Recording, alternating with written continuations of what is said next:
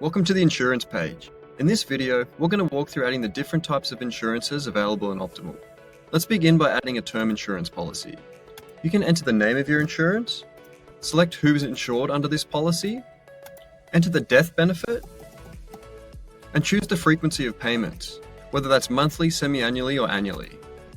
Input the premium amount, and for term insurance policies, select the term end date.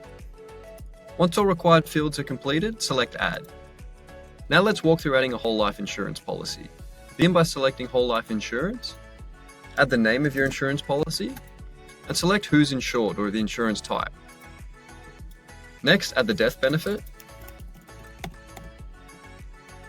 Select the payment structure, whether this is recurring payments, if there's a fixed term of payments, or if it's already paid off. Select the payment frequency, and input the monthly premiums.